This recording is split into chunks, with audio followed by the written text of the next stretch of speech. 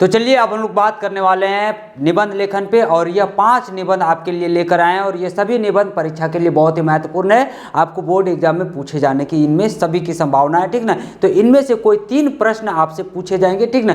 3 निबंध दिए जाएंगे, उसमें से मात्र 1 लिखने हैं, हम आपको 5 निबंध दे रहे हैं, ठीक ना। 5 सबसे महत्वपूर्ण प्रश्न जो कि बार बार परीक्षा में दोहराए जाते हैं और इस बार भी पूछे जाने की संभावना है। तो हम लोग निबंध का सिर्फ निबंध को बात करते जाएंगे, निबंध को पढ़ते जाएंगे। आप उसका स्क्रीनशॉट ले लीजिएगा, कहा कि अगर हर एक निबंध को विस्तार से बात करेंगे तो वीडियो बहुत लंबा होगा और आपका कल परीक्षा है, तो इसलिए हम लोग सिर्फ शॉर्ट में हम लोग बात करते जाएंगे, ठीक ना।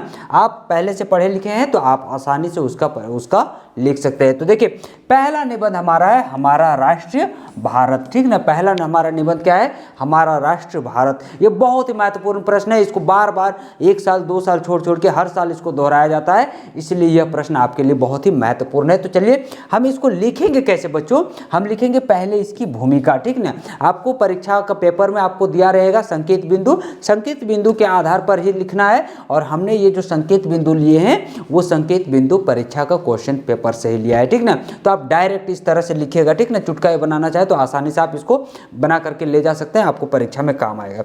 हम क्या लिखेंगे कि आप पहले निबंध लिखने का शुरुआत पहले कोई ना कोई एक शायरी से, कोई ना कोई एक कविता से, कोई ना कोई एक कहानी से शुरुआत करेंगे तो निबंध का वजन ज़्यादा होता है और आपको परीक्षार्थी 5 में 5 अंक दे के जाएंगे और आपका 5 नंबर आएगा, ठीक ना। तो हम क्या लिखेंगे बच्चों, हम लिखेंगे कि हजारों वर्षों की सभ्यता की शान है भारत। क्या लिखेंगे, हजारों वर्षों की सभ्यता की शान है भारत, संस्कृति प्रेम और एकता का महान उपहार है भारत, ठीक ना। हम भारत के बारे में क्या लिखेंगे कि हजारों वर्षों की सभ्यता की शान है भारत, संस्कृति प्रेम और एकता की महान है भारत। फिर क्या लिखेंगे, भारत विविधता में एकता का अद्भुत उदाहरण है। भारत में देखते हैं हम लोग बहुत अनेकों जाति धर्म के लोग रहते हैं, लेकिन फिर भी भारत एक है, ठीक ना। यहाँ के लोग मिलजुल के रहते हैं। यह देश न केवल भौगोलिक रूप से विशाल है बल्कि अपनी संस्कृति परंपरा और ऐतिहासिक धरोहरों में भी विश्व के अद्वितीय स्थान रखता है, ठीक ना। विश्व में सबसे ऊंचा स्थान रखता है कौन, भारत। इस तरह से अपना जब परिचय देंगे तो परिचय मजबूत होना चाहिए। परीक्षार्थी का यही जो टीचर जो हमारा कॉपी जांच करेंगे उन्हें लगना चाहिए हाँ ये बच्चा कुछ लिखा है, तभी तो हमें नंबर मिलेगा। बीच का चीज़ उतना ज़्यादा कोई नहीं पड़ता है, लेकिन शुरुआत में वजन जरूर होना चाहिए, है ना। फर्स्ट इंप्रेशन बेस्ट होना चाहिए। तब क्या लिखेंगे, फिर हम लोग परिचय लिखेंगे, ठीक ना। हम लोग क्या लिखेंगे, भारत का परिचय लिखेंगे। परिचय में हम क्या लिखेंगे बच्चों, लिखेंगे भारत दक्षिण एशिया में स्थित एक सुंदर और विशाल देश है, ठीक ना। भारत दक्षिण एशिया का एक सुंदर और विशाल देश है। यह 7वां सबसे बड़ा और दुनिया का सबसे बड़ा लोकतांत्रिक राष्ट्र है, ठीक ना। पूरे विश्व में 7वां स्थान रखता है और लोकतांत्रिक राष्ट्र है। इसकी सीमाएं चारों ओर प्राकृतिक विविधताओं से घिरी हुई है और यहाँ की सभ्यता हजारों वर्षों पुराने। भारत की सभ्यता संस्कृति की बात करें तो भारत की सभ्यता संस्कृति हजारों वर्ष पुरानी है, ठीक ना। अब यहाँ का हम लोग इतिहास के बारे में बात करेंगे, ठीक ना। भारत के इतिहास की बात करेंगे तब क्या लिखेंगे कि भारत का इतिहास समृद्ध और गौरवपूर्ण है, ठीक ना। क्या लिखेंगे बच्चों कि भारत का इतिहास समृद्ध और गौरवपूर्ण है। सिंधु घाटी सभ्यता से लेकर मौर्य गुप्त मुगल और ब्रिटिश शासन तक भारत ने कई उतार चढ़ाव देखे हैं, ठीक ना। भारत ने सिंधु घाटी सभ्यता से लेकर मौर्य गुप्त मुगल और ब्रिटिश शासन तक भारत ने कई सारे उतार चढ़ाव देखे। स्वतंत्रता संग्राम में महात्मा गांधी, भगत सिंह और सुभाष चंद्र बोस जैसे वीरों के बलिदान ने भी 15 अगस्त 1947 ईस्वी को क्या दिलाई, आज़ादी दिलाई। जो भारत इतने सालों तक अंग्रेजों का गुलाम था, उससे पहले मुगल शासक यहाँ पे राज करते थे, लेकिन भारत वाकई में एक स्वतंत्र राष्ट्र कब बना, तो 15 अगस्त 1947 ईस्वी को, ठीक ना। तो ये रहा आपका भारत का इतिहास। फिर हम लोग यहाँ की सीमा की बात करेंगे, ठीक ना। हम लोग को हर एक चीज़ छोटा छोटा लिख रहा है, किसी के बारे में पूरा लिखने का जरूरत नहीं, क्योंकि शब्द सीमा वहाँ पर कितना दिया रहेगा, अधिकतम 250 शब्दों में लिखना है, ठीक ना। इससे ज़्यादा आप प्रयोग नहीं कर सकते, ठीक ना। इसलिए शब्दों का ध्यान रखना है और कम शब्द में ज़्यादा वजनदार बात रखिएगा, तभी जाके एग्जामिनर आपको नंबर देगा, ठीक ना। बात में आपका बात में वजन होना चाहिए।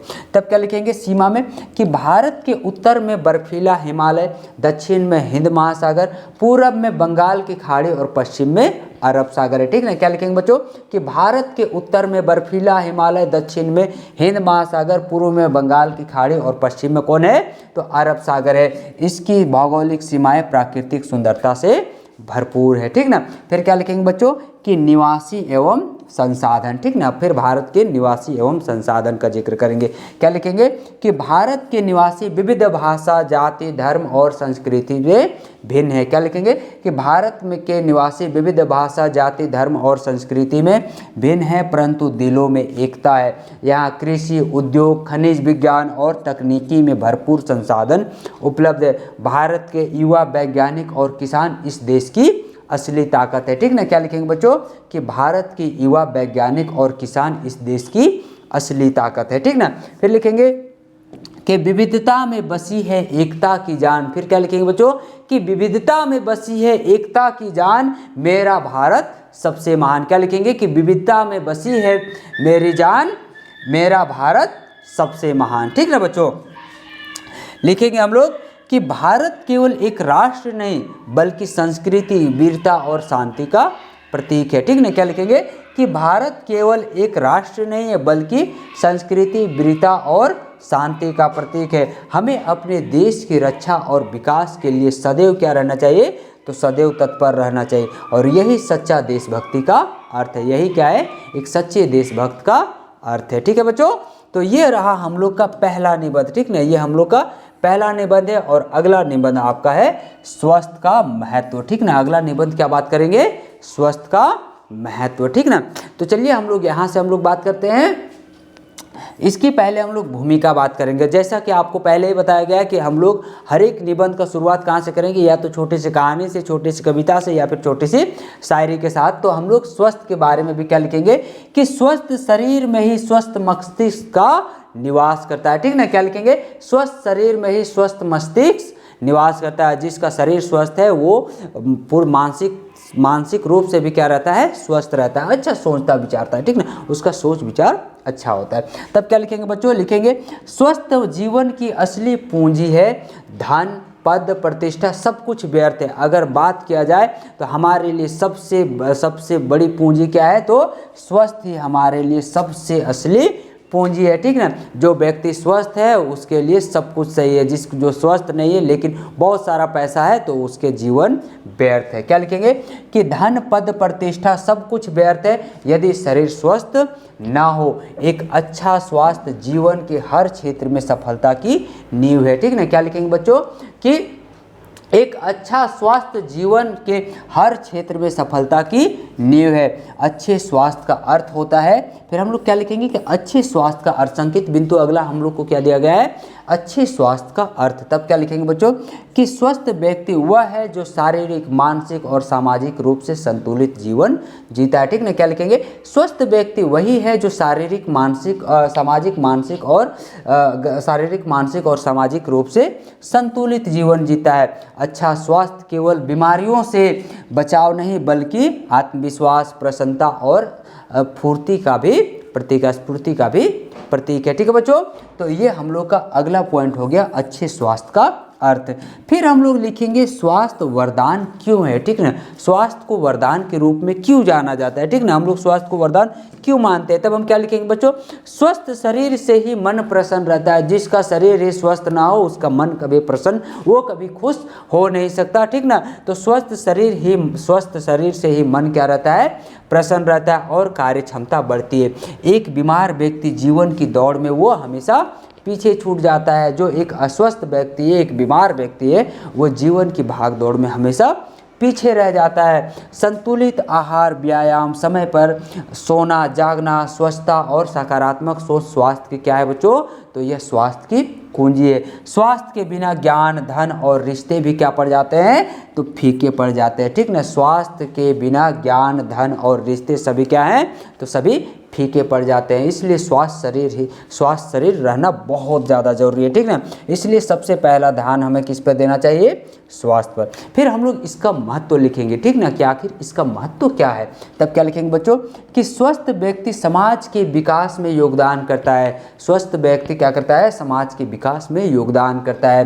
पढ़ाई, नौकरी, खेल, व्यवसाय में सफलता पाने के लिए स्वस्थ का सशक्त होना क्या है, बहुत ज़रूरी है। स्वस्थ व्यक्ति ही सच्चे अर्थों में समाज और देश का भाग्य विधाता बन सकता है, ठीक ना। हम क्या कह सकते हैं कि स्वस्थ व्यक्ति ही सच्चे अर्थों में समाज और देश का भाग्य विधाता बन सकता है। फिर हम लोग इसका उपसंहार लिखेंगे, ठीक ना। क्या लिखेंगे बच्चों उपसंहार में कि स्वस्थ जीवन है अनमोल खजाना। क्या लिखेंगे, स्वस्थ जीवन है अनमोल खजाना, बीमारी से बचे जो वही पाए सबका मना, ठीक ना। क्या लिखेंगे, स्वस्थ जीवन है अनमोल खजाना, बीमारी से बचे जो वही पाए सबको माना, ठीक ना। स्वस्थ से बड़ा कोई धन नहीं, हमें अपने स्वास्थ्य के प्रति हमेशा क्या रहना चाहिए बच्चों, सजग रहना चाहिए। स्वस्थ से बड़ा और कोई धन नहीं है। आप लाखों करोड़ों रुपया कमा लेंगे, लेकिन अगर आप बीमार पड़ गए तो वो पैसा धरा का धरा ही रह जाएगा, वो पैसा कोई और यूज करेगा, ठीक ना। तो इसलिए स्वस्थ जीवन हमेशा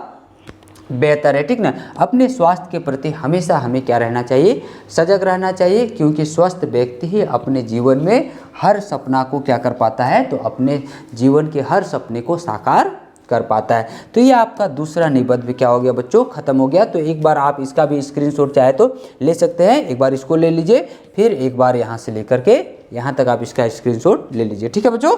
चलिए फिर अगला प्रश्न देखते हैं।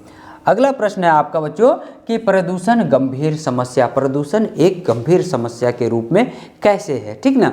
इसका हम लोग क्या क्या दिया हुआ है, तो हम लोग पहले इसकी भूमिका बात करेंगे, फिर प्रदूषण की विभिन्न श्रेणियां देखेंगे, ठीक ना, कि आखिर प्रदूषण के क्या क्या कारण है, फिर हम लोग आगे भी बात करते जाएंगे। तो देखिए क्या लिखेंगे कि भूमिका में हम लोग लिखेंगे प्राकृतिक संसाधनों की लूट और प्रदूषण ने पृथ्वी को संकट में डाल दिया। आज अगर देखें तो आज प्राकृतिक संसाधनों की लूट और प्रदूषण ने पृथ्वी को पूरी तरह से संकट में डाल दिया। ये हम लोग कोटेशन यूज किए, ठीक ना। सबसे पहले हम लोग कोटेशन यूज करेंगे, फिर हम लोग मेन टॉपिक पे आएंगे। क्या लिखेंगे कि प्रदूषण विशेष रूप से आज के समय में एक गंभीर समस्या बन चुकी है, ठीक ना।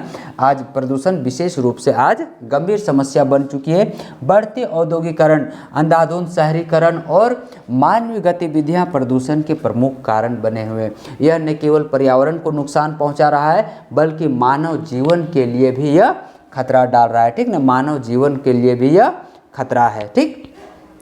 फिर इसकी हम लोग गतिविधियां देखेंगे, ठीक है। क्या आखिर प्रदूषण की क्या क्या श्रेणियां हैं, तो प्रदूषण मुख्य रूप से 5 प्रकार के होते हैं, ठीक ना। एक हो गया आपका वायु प्रदूषण, जल प्रदूषण, मृदा प्रदूषण, ध्वनि प्रदूषण और एक आपका आ गया प्रकाश प्रदूषण, ठीक ना। तो हम लोग पांचों के बारे में बात करते हैं। पहले हम लोग देखेंगे वायु प्रदूषण। क्या लिखेंगे कि वायु प्रदूषण का कारण है फैक्ट्रियों से निकलने वाली जहरीली गैसें, धूम्रपान, वाहनों का धुआं आदि। यह अस्थमा, फेफड़ों की बीमारी और अन्य शारीरिक समस्याओं का कारण बनता जा रहा है, ठीक है बच्चों।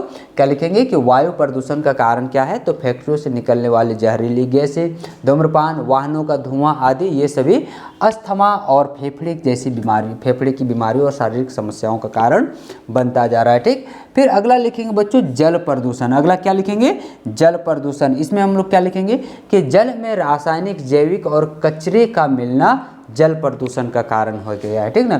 कि जल में रासायनिक, जैविक और कचरे का मिलना जल प्रदूषण का कारण हो गया है। यह पेयजल स्रोतों को दूषित कर देता है, जिससे हैजा, दस्त और अन्य बीमारियां फैल रही है, ठीक ना, जिसके कारण से बहुत सारी बीमारियां फैल रही है। फिर लिखेंगे अगला मृदा प्रदूषण। अगला क्या लिखेंगे, अगला टॉपिक आपका हो जाएगा मृदा प्रदूषण। देखिए कृषि रसायन, प्लास्टिक कचरा और औद्योगिक अपशिष्ट मिट्टी को दूषित कर रहे हैं, ठीक ना, और यह भूमि की उर्वरा क्षमता को घटा देती है और खाद्य सुरक्षा को भी यह क्या कर रही है बच्चों, तो यह खाद्य सुरक्षा को भी प्रभावित कर रही है, ठीक। तो हम लोग क्या लिखेंगे कि कृषि रसायन, प्लास्टिक कचरा और औद्योगिक अपशिष्ट मिट्टी को दूषित कर रहे हैं और यह भूमि की उर्वरता को घटा देती है और खाद्य सुरक्षा को भी ये क्या करती है, प्रभावित करती है, ठीक है बच्चों। फिर अगला प्रश्न देखिए, अगला प्रश्न हम लोग क्या लिखेंगे ध्वनि प्रदूषण। अगला क्या लिखेंगे? ध्वनि प्रदूषण। इसमें हम लोग लिखेंगे कि बढ़ते शहरीकरण और वाहन यातायात के कारण ध्वनि प्रदूषण भी बढ़ते जा रहा है। यह सुनने की क्षमता को प्रभावित करता है और मानसिक तनाव को बढ़ाता है। ठीक ना, ये सुनने की क्षमता को ध्वनि प्रदूषण कर रहा है और ये सुनने की क्षमता को प्रभावित करता है और साथ ही साथ मानसिक तनाव बढ़ाता है। लाउड स्पीकर, गाड़ी का पों पों, ये सब हॉर्न से भी क्या हो रहा है, लोग का मानसिक तनाव बढ़ते जा रहा है। फिर लिखेंगे अगला प्रकाश प्रदूषण। यहाँ पे क्या लिखेंगे? सड़क, भवनों और उद्योगों से निकलने वाले अत्यधिक कृत्रिम रोशनी रात के अंधेरे को प्रभावित करती है। ठीक ना, ये क्या करती है? तो रात के अंधेरे को प्रभावित करती है, जिससे जीवन के प्राकृतिक चक्र में खलल, मतलब प्राकृतिक चक्र में रुकावट डाल रही है। ठीक ना, तो इसके क्या परिणाम हो सकते हैं? ये जो प्रदूषण हम लोग 5 प्रकार के प्रदूषण देखें, उसके वजह से क्या क्या परिणाम हो सकते हैं, तो ये भी आपको लिखना है। ठीक ना, क्या लिखेगा? प्रदूषण के दुष्परिणाम, ये वहाँ पे संकेत बिंदु दिया रहेगा। तो हम क्या लिखेंगे बच्चों कि प्रदूषण के कारण पर्यावरण असंतुलित हो रहा है। जलवायु परिवर्तन, ग्लोबल वार्मिंग, अत्यधिक वर्षा या फिर सूखा जैसी समस्याएं उत्पन्न हो रही है। प्रदूषण से उत्पन्न होने वाली बीमारियां जीवन काल को घटा देती है और स्वास्थ्य के लिए गंभीर खतरा पैदा करती है। ठीक ना, और फिर तब हम इसका देखिए, हम लोग कारण भी जाने, निवारण भी जाने। अब इसका हम लोग समाधान कैसे कर सकते हैं? ठीक ना, तो समाधान क्या लिखेंगे कि प्रदूषण को नियंत्रित करने के लिए क्या लिखेंगे? तो प्रदूषण को नियंत्रित करने के लिए हमें जागरूकता फैलानी होगी। ठीक ना, क्या करना होगा? तो हमें जागरूकता फैलानी होगी। प्रदूषण कम करने के उपाय में वृक्षारोपण, पुनर्चक्रण, सार्वजनिक परिवहन का उपयोग, रासायनिक पदार्थों के कम उपयोग और अधिक से अधिक स्वच्छ ऊर्जा स्रोतों का उपयोग इसमें शामिल करना है।